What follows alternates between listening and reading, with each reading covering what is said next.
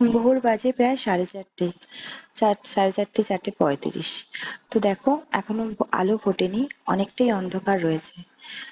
তো কি করা যাবে? আজকে সকাল সকাল ঘুম থেকে উঠতে হলো। কেন? আজকে হচ্ছে তোমার মেয়ে ডিউটি জয়েন করবে। তো সেই জন্য 7টায় বাস। তো ভালো করে ঘুমও হয়নি রাতে, অনেক রাতেই শুয়েছিলাম, ব্যাগ প্যাকিং করে দিয়েছিলাম ওর। মোটামুটি শুতে শুতে 12:30টা বেজেই গেছিল। তারপর শুয়েছি, শুয়ে আবার 4:30টার সময় উঠতে হলো।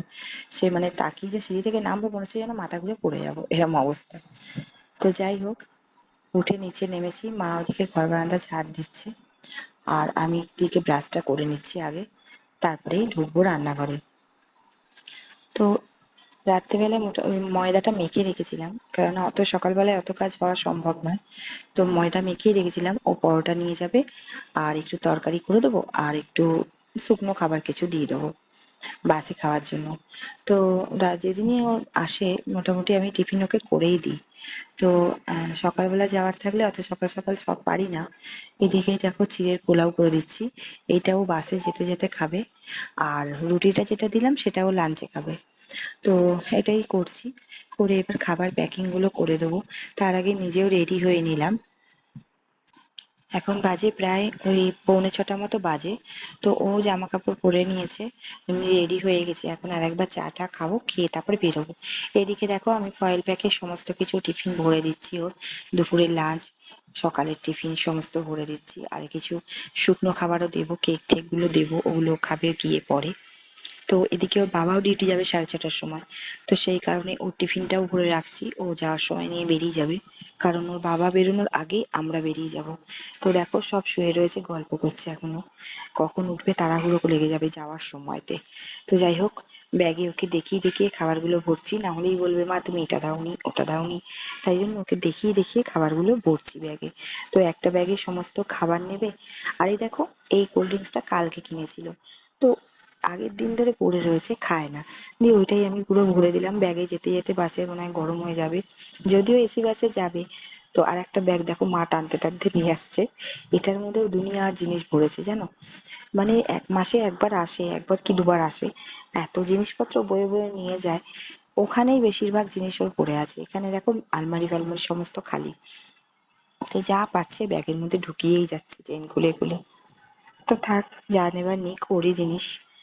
তো সেইগুলোই গোছাচ্ছে, আর বলছে কিছু ভুলিনি তো, আর কিছু নিতে হবে, এই করে যাচ্ছে, আর আমি একবার করে চেক করে যাচ্ছি, এই দেখি তো দেখি তো। যাই হোক, চামচ দিতে ভুলে গেছিলাম, চামচটাও ব্যাগে ভরে দিচ্ছি। এদিকে ওর বাবা জিজ্ঞেস করছে কোথায় বাস দাঁড়াবে, কি দাঁড়াবে, কি হবে, তো ওর কথাবার্তা বলছে। তো ওর বাবাও রেডি হয়ে গেছে, বেরোবে, ও ডিউটি যাবে। তো আমাকে যেতে হবে, এখন অনেকটা দূর আমাদের বাড়ি থেকে, প্রায় বাস যেখানে দাঁড়াবে প্রায় আমাদের বাড়ি থেকে ওই গাড়িতে মোটামুটি 10 মিনিট লেগে যায়, 10-12 মিনিট। তো ঠিক আছে চলো, সেই কারণেই আধ ঘন্টা হাতে টাইম নিয়েই বেরোনো হলো। 7টায় 4:30টার সময় বেরিয়ে যাচ্ছি দেখো। তো চলো, এখন মেয়েকে দিয়ে আসি, দিয়ে এসে বাকি কাজ ঘরে কি আছে না আছে সেগুলো দেখে শুনে আবার করতে হবে। এখনো বাসি কাজ সেরকম কিছু সারা হয়নি, শুধু ঘর বারান্দা ঝাড় দিয়ে দুয়ারে জল দেওয়া হয়েছে, কারণ বাসি দুয়ারে আমরা কেউই বেরোই না। বেরোতে যাব তখন মেয়ের মনে পড়েছে আর একটা জুতো নিতে হবে। তো দেখো যা কিছু থাকে না সব নিয়ে চলে যাবে, এখানে এসে তখন বলবে আমি কি পরবো, আমি কি জামা পরবো, আমি কি জুতো পরবো, এইসব করবে। তো দেখো বাস স্ট্যান্ডে এসে গেছি। তো পরপর যে বাসের দরকার যখন থাকে তখন আসে না, পরপর বাসগুলো বেরিয়ে যাচ্ছে, আমাদের বাসটা আসতে এত লেট করলো। তো মেয়েকে পৌঁছে দিই মানে বাসে তুলে দিয়ে বাড়ি এলাম, আগে স্নান করিনি, ভাবলাম খেয়ে নিই। তো পরোটা তরকারি সকালে মেয়ের জন্য করেছিলাম সেটাই আছে, সেটাই মা মেয়ে মিলে এখন বসে বসে খেয়ে নিলাম। আর একটু গান চলছে, সেই সকালে তো গান দেখি আমরা, 7:30 থেকে আরম্ভ হয়, তো সেই গানগুলোই আমরা দেখছি আর খাচ্ছি, ভাবছি মেয়েটা চলে গেল, ছিল 2 দিন ধরে। তো যাই হোক, সামনে আবার পুজো আসছে, হলেই মেয়ে তখন আসবে। তো এখন খেয়ে নিচ্ছি, খেয়ে নিয়ে ওকে দিয়ে আসার সময় একটু মাছ নিয়ে এসেছিলাম। তো সেই মাছটাই ধুয়ে ধায়ে রেখে দিচ্ছি এখন ফ্রিজে, চান টান করে আসি, এসে তারপর বানাবো। তো চলো, এখন স্নান করে এসে আমি জাস্ট আগে ভাতটা বসিয়ে দিয়েছিলাম, তো ভাতটা হয়ে গেল, ওটা আমি ঝরিয়ে নিচ্ছি। তারপরে মা গেছে পুজো দিতে। তো এইদিকে আমি দেখো, মা পুজো দিয়ে এসে বাকি রান্নাটা যদি করে মন চায় করবে, নাহলে আমি করবো। তো এখন ওই মাছটা ভেজে নিচ্ছি, যতটা এগিয়ে রাখা যায়। তো রান্না আমরা দুজনেই করি, মা আমি দুজনে মিলেই করি। যে একেই রান্না করতে হবে এরকম কোনো ব্যাপার নেই। তো চলো যখন যার ভাল লাগে সে রান্নাঘরে ঢুকে পড়ি। তো আমি এদিকে রান্নাটা করছিলাম আর ওদিকে দেখো মা যে টিফিন খাওয়ার যে বাসনগুলো পড়েছিল সেগুলো মা এসে ধুয়ে নিচ্ছে। যখন যেটা বাসন হয় ধুয়ে রাখলে অনেকটা কাজ কমে যায়। তো এখানে মোচা দেখো আমি আগের দিনকার না ভিজিয়ে রেখে দিয়েছিলাম জলে হলুদের মধ্যে। তো সেই মোচাটাকেই আমি এখন প্রেসার কুকারে দিয়ে দিচ্ছি ঝেড়ে ঝেড়ে, যাতে ভালো করে সিটিটা উঠলে মানে সেদ্ধটা ভালো হবে।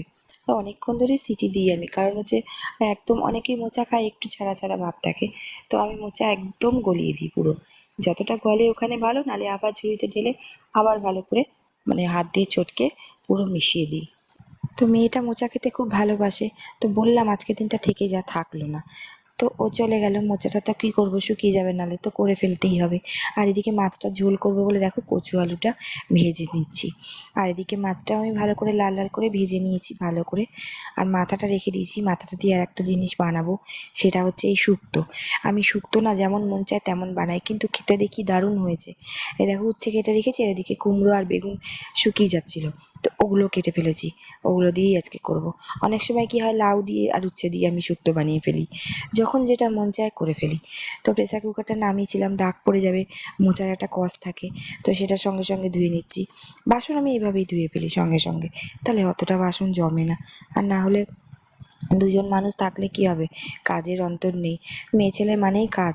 যত সারাদিন তুমি যদি মনে করো কাজ করব, তো সারাদিন কাজ করা যায়।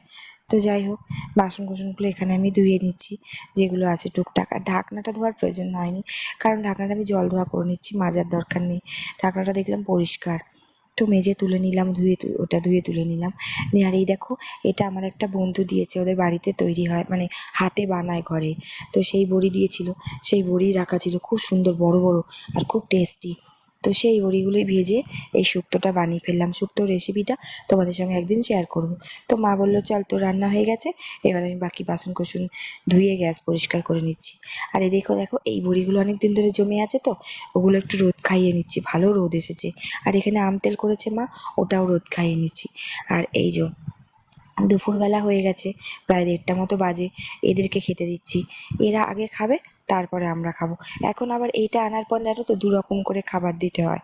এটা 2 রকম 3 রকম মানে 3-4 রকমের মাছ আছে, তো সেই কারণে ওদেরকে আলাদা আলাদা রকম খাবার দিতে আমার মেয়ে বলে দিয়েছে যে 2 রকম খাবারই দেবে, যেটা যার খাবার সে নাকি এমনি এমনি নিজে থেকে বেছে খেয়ে নেবে। এটা কোনোদিন হয়? আমার তো জানা নেই। তো যাই হোক, মেয়ের অর্ডার যেটা বলেছে সেরমভাবেই রাখতে হবে। একটা মাছ যদি মরে যায় কিছু হয়, আমাকে একদম মানে কি বলবো, যা করবে। তো সেই কারণে প্রচণ্ড ভয় লাগে যেন ওরা ঠিক থাকে। তো ওদেরকে খাইয়ে খেতে দিয়ে দিলাম, দিয়ে মা আর আমি দুজনে মিলে এখন খেতে বসে পড়বো। আমরা বেশিরভাগ সময় এই ছোট গামলাটা আছে, এই গামলা করেই ভাত করি। মা আর মেয়ে থাকি তো, আর মেয়ে আসলেও বা আমার বর খেলেও হয়ে যায় এর মধ্যেই, অনেকটাই মানে ভাত ধরে, আর খাই তো একটু একটু করে। তো চলো, মেয়ে ছাড়া আজকের দিনটাই ভাত খাই, 2 দিন ধরে ওর সঙ্গে খেয়েছি, বেশ মন খারাপই লাগছে। ওর সঙ্গে একটা ফোনও করে নিয়েছিলাম খেতে বসার আগে। তো যাই হোক, এভাবেই চলতে হবে, চলবো। তো চলো, এখনকার মতন খেয়ে দিয়ে নিয়ে এই অবধি ব্লগটা দিলাম। আর শরীরটাও বেজায় ভালো লাগছে না, প্রচণ্ড গরম পড়েছে তার মধ্যে। তো এইভাবেই তোমরা আমাকে আমার পাশে থেকো, আমায় সাপোর্ট করো, আমিও ভালো থাকার চেষ্টা করবো, আর তোমরাও অনেক অনেক ভালো থেকো, আমায় অনেক ভালোবাসা দিও। তো এখনকার মতো ব্লগটা এখানে শেষ করছি, আবার আসবো অন্য কোনো দিন নতুন ভিডিও নিয়ে তোমাদের সঙ্গে।